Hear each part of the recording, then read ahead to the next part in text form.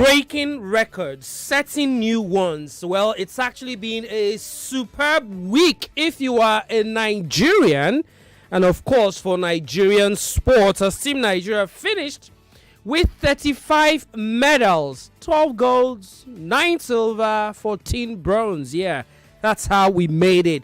Well, crucially, it's been a feminine affair as Toby Amuson, Egbamuno, Blessing Oburududu, and the likes have been on the lips of most of you listening to the show right now. Well, from there, the rumbles of insecurity, they're not going anywhere anytime soon, as Governor Babajide Sanwo-Olu pledges to put in place strategic measures to safeguard the state against terrorist attacks. Nationally, the calls for the removal of President Buhari is increasing, even as some Nigerians believe it's just a wild goose chase.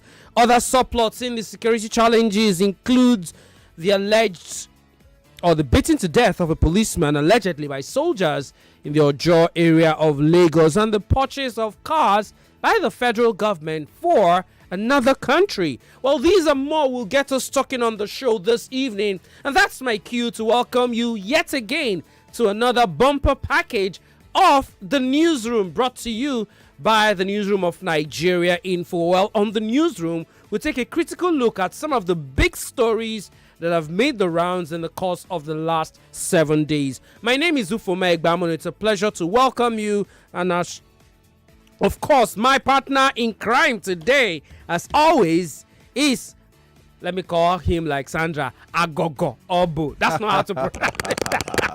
Shakumaku. That's the part I don't like. When he goes with that, he's shaku. Shakumaku, everybody. Anyway, Aghogho, it's been a great week, yeah? A lovely week. I mean, I can't remember when last I had the opportunity of shouting up Nigeria. Yep. You know, or having goosebumps, or having those little tears come down your eye when you hear the anthem go and you go, rise, oh, come. You know, and not many things in the country has actually given us such vibes or such goosebumps, but it feels good that irrespective of the issues we have as Nigeria, you know, there's something to make us happy. And well, it's deliberate on the show today. Yes, we'll talk security. Yes, we'll talk all of those issues. But first off, let's just celebrate Team Nigeria and the absolutely amazing performances from the likes of Toby Amuson, who of course got the game's record in the 110 meters hurdles. Let's celebrate Egbamuno, who of course was celebrating yesterday when she found out she did 7 meters, of course extending her record that she had already set with 6.99. Let's talk about Blessing Oburududu. Let's talk about that quartet, you know, that actually won gold for us in the 4x100 meters relay. Let's talk about, we will not forget them, the weightlifters, the very first and second gold medals that Nigeria actually had. And of course, we will be joined on the show by a sports journalist. And of course, she also is the head of the Africa Table Tennis Federation. Just before she joins us on the show, let me let you know that, of course, I mentioned them already. Favor Ofili, Rose Chukuma, Grace Nkocha, and Toby Amuson. They got that gold yesterday in the 4x100. Adijat Larinoye actually, of course, started the medal haul for us with the gold in the women's 55 kg weightlifting. And then it was Rafiatu Folashade Lawal who also won another gold. Then Choma Onyekwere made history as the first Nigerian to win in the women discus throw. And then Goodness Chimere Nwachukwu also won gold. And of course, Blessing Oburududu, Dunaya Adekuroye, well, those ones, they always win for us. Mercy Genesis, Ukera Njide Kaiyazi. And of course, these are some of the women who went as far as powering us to 12 gold medals, part of the 35 medals we actually won. And joining us on the show right now is sports journalist Latifa Adebayo. Latifa, a very good evening to you and welcome to the Newsroom on Nigeria Info. Good evening, Ufuoma. Thank you so much for having me. It feels like I'm the one who has all the excitement. And or are you cooking amala and ready this evening, Latifa? Man must show up at some point, right? All right, Latifa, let's get into the thick of the action. I've just been reading out some of the wonderful achievements, that Team Nigeria put out in the course of the last 7 days at the 2022 Commonwealth Games. This is the best ever we've had at the Commonwealth. As a Nigerian first and as a sports journalist, how did that make you feel? Well, I feel on top of the world. I'm first a sports lover before being a sports journalist. And whenever I see my people winning, it gives me so much joy. Watching them on the podium, and then the flag hoisted up high, and then our national anthem being played on the global stage. I mean, there is no feeling in sports like this ever, because the goosebumps is just, is just so much that you cannot even control your emotions. And that was exactly how I felt. I was feeling so good. I was so confident. Even since last week, like, something great is going to come out of this competition, and I'm so happy we went out, like, on a high, really. Okay, my colleague Aghogho is here. He's got a question for you. Right, and I'm sure we want to be on the high till the end of the year, just chalking up this entire thing and remembering the fine moments in Birmingham. But they didn't just win; they won also too in style. Records were set. Egbamuno set the record in long jump. You had Toby Amushon setting a record also too in the hurdles. What did we do right this time that gave us this sterling performance?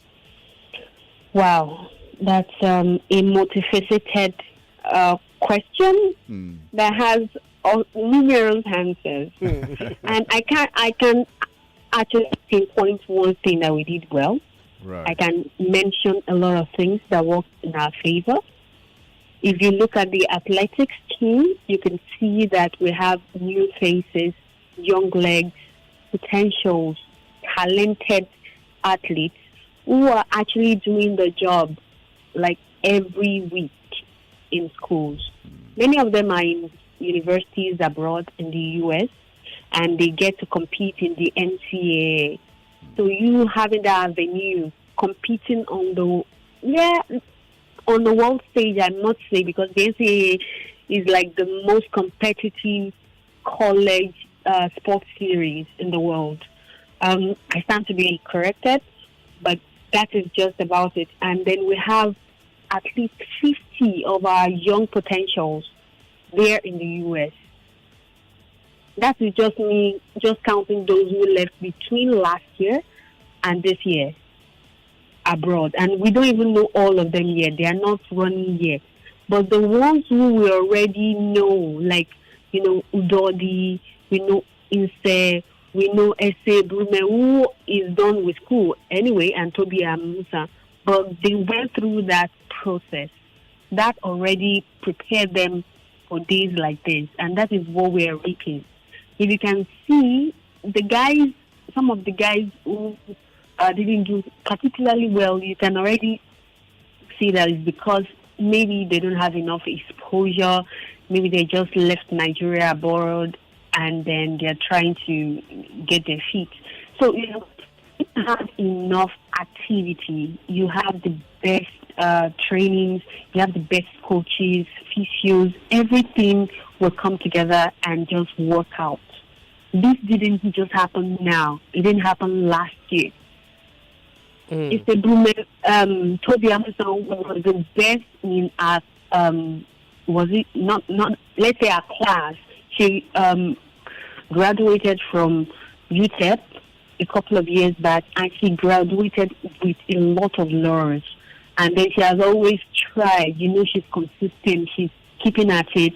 And then she joined Icon Management, and then they put her in a team, and she gets that support And that is what is working out for her. Also, is Brume. The other ones also, we just have to wait for what they have to offer in a couple of years from now. I mean, we need a lot of support in terms of financial support, sponsorship and all of that. That is also another angle where it has worked for us in a way. And that is where I will mention the wrestling team. Yes, they don't have a lot of budget, but they have support in Daniel Gali, who has like a plan, a long-term plan, not 10 years. Odunayo Adekore won a third Commonwealth title. Third, that is like 8 years ago. Years. Yeah. That is 12 years actually. Yeah. Yes, that is 12 years. Which says something about that federation. What is happening there? Daniel Gali is doing so much in wrestling. We also have Blessing Oboh. We have the upcoming Genesis. We also have Iron Monkey. Iron Monkey is the guy, he won bronze medal this time around. But he is the 2-time African champion. Blessing Oboh is an 11-time African champion, an Olympic silver medalist. So you could see that there is a trend in that particular federation, and they have a plan. Even though they are here, they go out. Daniel Gali does everything. He makes sure this athlete travels out to compete with the best in the world. Sometimes it doesn't work. Sometimes it works, like this one, where you win some, you lose some. But when it is the right time, everything just works, and that is always happening. Okay, so there's this school of thought, and it's been a bit of a debate. Some would say when it goes wrong and things don't go out well, we are quick to criticize the government and the sports ministry or whoever is the sports minister. So now that things have worked out well for us, we also have to praise the sports ministry, the federal government, and all of that for the team's achievement. Where do you stand on that conversation? Because you've literally been talking about athletes having exposure, going out to the United States, or federations being deliberate, about their athletes. So where do you stand on this? Well, this win is for everybody, actually. Latifa, are you trying to be diplomatic here? Yes, it is for everybody. As much as we would say that the ministry, the sport ministry and the federal government are not doing enough, at least they are making them available for this competition. What if they are locked up, like, we don't have money? Like they did in basketball. Like they did in boxing. Okay. Like they did for badminton. Badminton, we have like 2 top players who would have done something at Commonwealth. Probably get to the quarterfinals, but they locked up. They didn't send them. Boxing, they didn't go to the Olympics because the federal government didn't release money for them to go for the Olympic qualifiers, and we had talent. So those are the things. We cannot say, okay, because they don't have plan. They don't have a plan. Once they are done now, everybody goes back home. There's no plan to go back to, we did well. Let's have a retrospective, whatever, to try to do better next time. There's no plan as such. But when there are competitions with Ministry of Sports and what have you, everybody comes out and let's go there. They bring out the money and all of that. So the victory is for everybody, but we will continue to beg them, because at this point we've been asking, nothing is happening. Maybe we would beg them to do something worthwhile, something long term. Probably that will happen, but it's Nigeria. One people are thinking this way, the other are not agreeing. So it's a very complicated issue. All right, Latifa, I'm very certain if we want to talk about this, we'll probably spend 3-4 hours, on just the whole conundrum in sport. But before I let you go, we cannot help but notice that all 12 gold medals that we won at the Commonwealth were won for us by women. And I've seen you and a couple of your colleagues, try to rub it on our faces every day for the last 7 or 8 days. Question would be, how can we build on this? We just have to, one way or the other. I mean, if there is consistency, there's continuity, there's intention, I think we can build on it. And if there are finances, it took the sport ministry, I don't know how far they went with that scheme, adopt an athlete and all of that, where Toby Amuson was adopted by a company, and also Odunwayo Adekure. Well, I'm hearing that they didn't get much support, but at least they had that scheme, which worked for some people. So if we have such scheme available, if you have grassroots programs to unearth more talent. Yeah.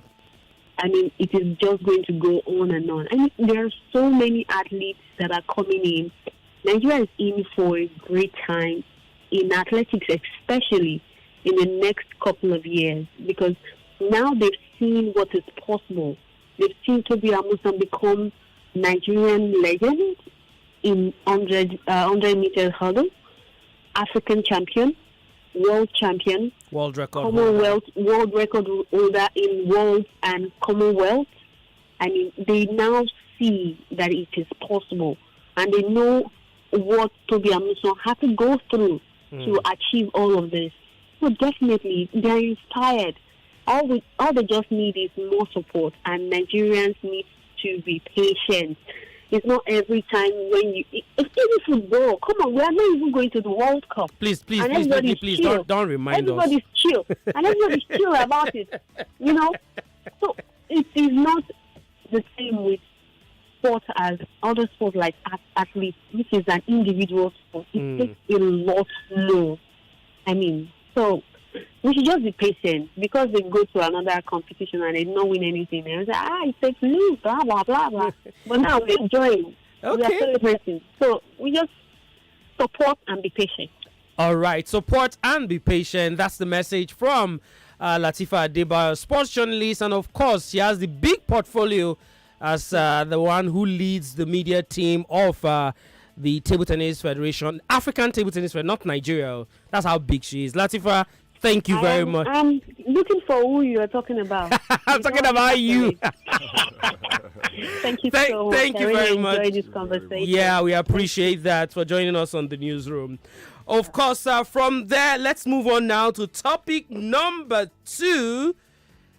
Because the whole of last week, it's been one conversation or another as it concerns security. Lawmakers saying they are now backing down on their plan to remove the president after the expiration of their 6 weeks ultimatum. And of course, some of them or some other Nigerians suggesting that, hey, all of this is just, they're just wasting our time and going on a wild goose chase. Well, there's also other subplots. The governor of Lagos State, Babajide Sanwo-Olu, has actually reassured residents of Lagos that he has put in place strategic measures that would ensure that the state does not fall into the hands of terrorists. And sadly, an inspector we hear was killed after he himself and other policemen were beaten up by about 30 soldiers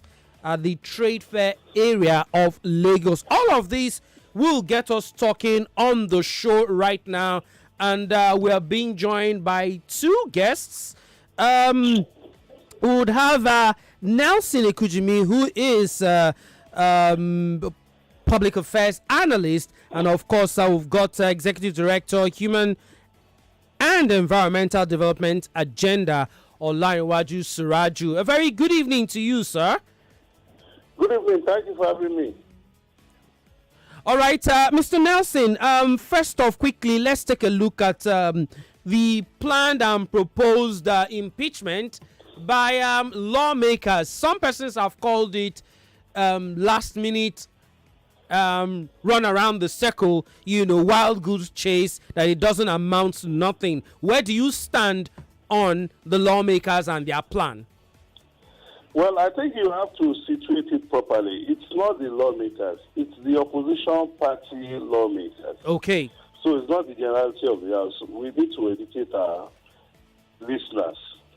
the truth of the matter is that I'm in sync with the position of those who have described it, as a comedy.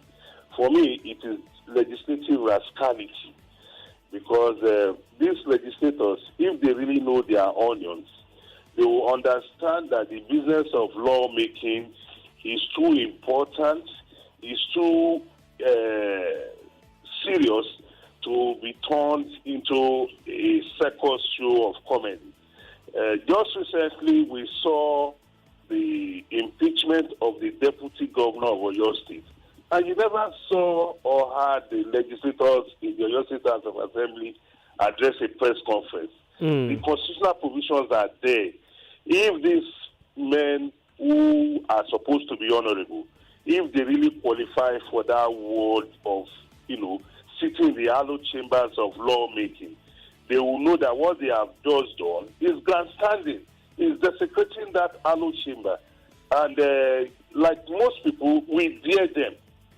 Because what they are doing is trying to politicize, is trying to play to the gallery an issue that should concern each and every one of us. Because security, like we always say, does not have religious, ethnic, or political coloration. But unfortunately, we are in a time where people who are saddled with the responsibility of governance, play on the sensibilities of the people, to grandstand, to play to the gallery. And it's very, very unfortunate. Okay. So, great to have you still, Nelson. So, to help us explain something, because people have said that the lawmakers have taken a cue from the president's body language. The president has been quoted to have said, "I'm tired." He's also talked about several options, but, they've said that if the president, in quote, has zoned out, we might as well help him do the job. What's your thought on that? Well, you and I know very well that this is a president who is not used to talking for the fancy of it. This is a man who speaks truly on issues the way he sees it. And if once in a while the president resorts, to make light of an issue, you and I know very well that the president has a mandate from 2019 to 2023. And the president has not told you that he's going to throw in the towel. So I wonder how any right-thinking person would think or assume at this point in our national life, when all hands should be on deck to ameliorating the human condition that has been battered by COVID-19, that has been battered by the Russia-Ukraine war, which has, made life, tough to live for people, not only in Nigeria, but across the globe. One expects people who are saddled with the responsibility of lawmaking to be serious, even for once. No, not to take the people for granted. Sorry, Nelson, just explain. So when you say he was joking when he said he was tired, or he wasn't being serious? Clarify that. I've not told you that he wasn't being serious. Our president has never been known or associated with unseriousness. But at times, the president could throw some jokes. I've watched him on TV where he receives guests or wherever, when he's at a meeting. I've seen him throw banters. So it is just in the mood of the president. The president is also a human being. So if the president has said, this work is tiring, this work has assumed a dimension that requires all attention, that does not mean the president is tired and he wants to go. Well, Nelson, you could actually assume that if he was elected to do a job, he cannot be tired because the generality of Nigerians gave him that mandate. So you would want to think that if he is tired, and really that he's tired, the honorable thing will be to resign. They did not tie his waist to that chair. So I find it a bit odd, that you're probably looking at it from a joke point of view or maybe light banter. Well, the president has come out severally to speak on this issue. And you and I know that the president of the country of about 200 million people is not the headmaster of a village primary school or a nursery school in anybody's neighborhood. He's a man who is in charge of affairs that affects Not only Nigerians, but Nigerians locally. But Nigerians also live in the diaspora. So if you want to take home that statement that, oh, this job is tiring, or I am tired, and you want to take it within the context of being that the president is tired and he wants to quit, well, good luck to you. But you and I know very well that even as we speak, the man is still superintending over the affairs of the country. The president has not thrown in the towel. Okay. So I wonder why you want to hold on to that statement that the president said. If the president is tired, the president knows what to do. Okay. But you cannot just say because the president made the statement at a place. The other day I watched him and he was asking one young man, I hope you are not taller than me. Should we say because how can the president say such? I've just told you the president throws banters, the president is a human being. So if you want to take offense or you want to hold that as a measure that the president can no longer perform his responsibility, the National Assembly is there. You can approach your representative in the Senate or in the House of Reps to do the needful. Well, Nelson, I am actually not a member of the National Assembly, You have a representative there. That's what I've just told you. Hold on a second. The results and the effects. Every person who is in Nigeria and who lives in Nigeria can see that the security situation has deteriorated. That's why some lawmakers, and like you rightly pointed out, opposition lawmakers are saying, hey, if you are not up for the job, maybe we'll be thinking about removing you. But let's leave all of that because we do not have time. Quickly, let's talk about Lagos. The governor says that he has put in place a lot of measures to ensure that, Lagos is not bedeviled with terrorist attacks the way we've seen in a few other states. Quickly, in a nutshell, 1 minute, how can we, ensure that we are safe in Lagos?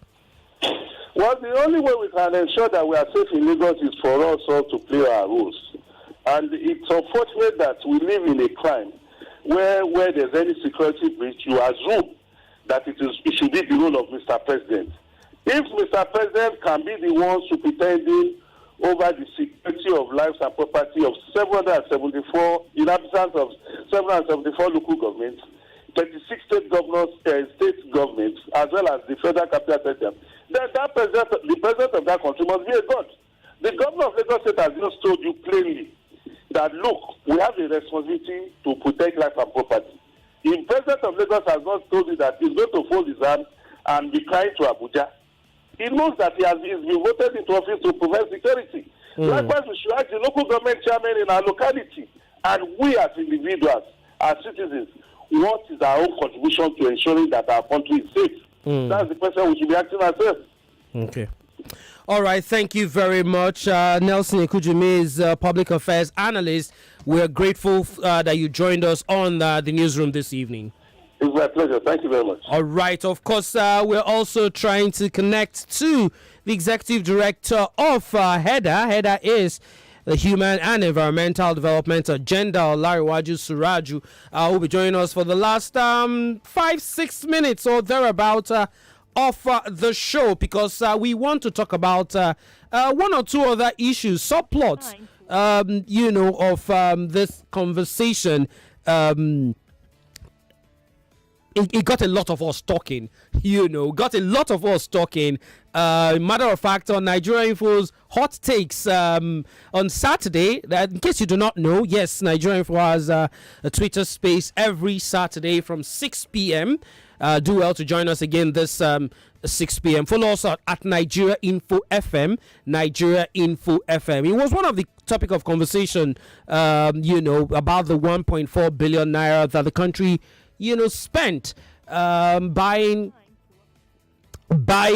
vehicles for Niger Republic. Looks like we're struggling to actually get through to Nelson, but did I say Nelson? Suraj, actually. But I'll go quickly while we're trying to get through to him.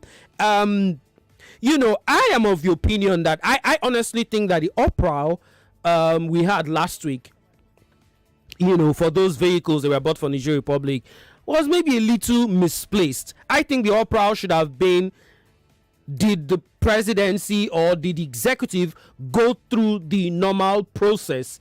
Were they supposed to get the National Assembly were they supposed to get the National Assembly's approval? Did they get it? Because come to think of it, the United States is still in debt.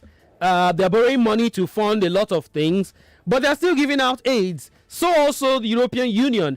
So from a strategic point of view, maybe the whole idea is not totally bad. But some Nigerians have suggested, maybe rightly so, that we're complaining that we don't have money, but we are spending 1.4 billion for a neighboring country.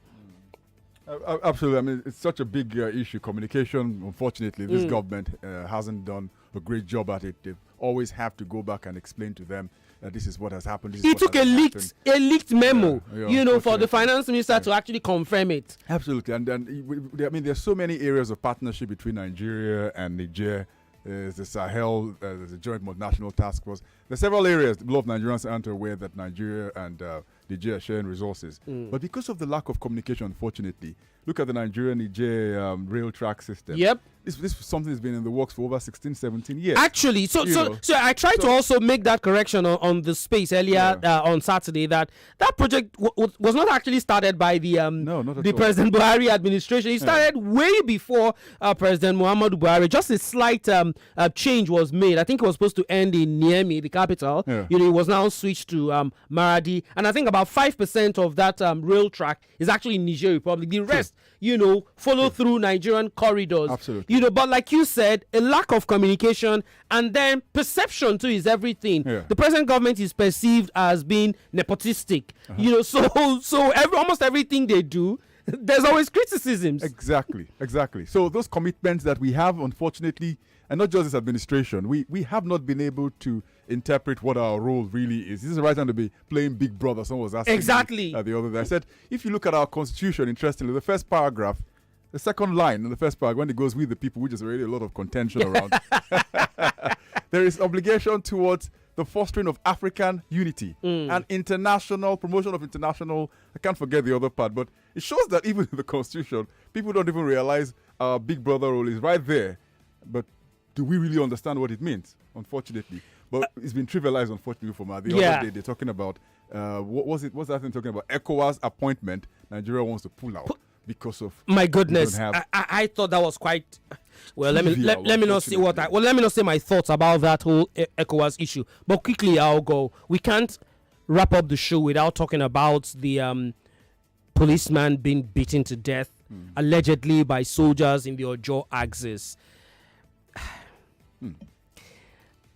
I don't know. I'm lost for words. Yeah, unfortunately, the price we have to pay. We had a discussion with Kabir Adamu, security expert, the other day. I was asking him that when is it going to end that we'll have military occupation, which is what I think it is basically, across the entire country because of the police cannot get the job done. So we brought in the soldiers to handle affairs within the space. And you could argue, unfortunately, if you open the phone lines now, you will see majority of the people saying, "Let the army come in." But we know the horrible experience we've had with the military. Quite horrible. First-hand experience, 1994, in Uguta, Imo State. It's not something I even want to think about. But quickly, we do not have so much time. Just to also let the listeners know that the issues we have with the police, you could argue that the Nigerian military actually cost it. It felt like there was a deliberate plan not to fund police and other security. Absolutely. So that the nail on the head. So that the military themselves can hold on to power. I remember when the military was in power, they defunded the police. The police used to use this black Peugeot 504 vehicle. They pushed them on the road and all of that. So from the years the military left up till today, how much have we really spent in this Nigeria police? How much? Big questions. Unfortunately, we do not have all the answers, but sadly, time is always up when you are having fun. We'll be back again next week, Monday, hopefully myself and Aghogho, to bring you another edition of the Newsroom. On behalf of the Nigeria Info Newsroom, especially the producer of the show today, Emmanuel Onwoka, guys, have a wonderful evening. We'll have a special report for you coming up at the top of the hour, 7 o'clock. My name is Ufuoma Egbamuno. Oboh did this with me, and of course special thanks to Latifa Adebayo and Nelson Ikujimi, who joined us on the show earlier. Take care, have fun. Femi and the gang will be in the building in about 10 minutes time. We out of here.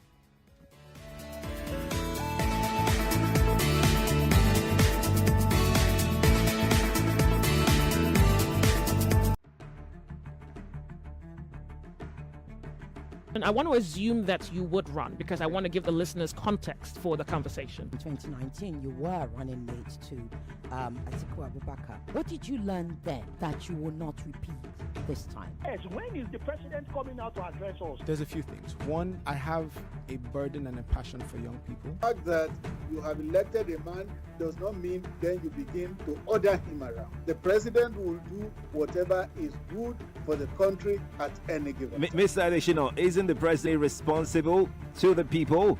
What should the next president do to root out stakeholders who are complicit? You fire those. Those that need to be fired are fired. It's looking like a brand new Chelsea, attacking with so much fluidity. And what can you say about that, Martin? I know you follow Chelsea quite closely. I live close to the Chelsea training ground. That's what you mean by that. I'm not.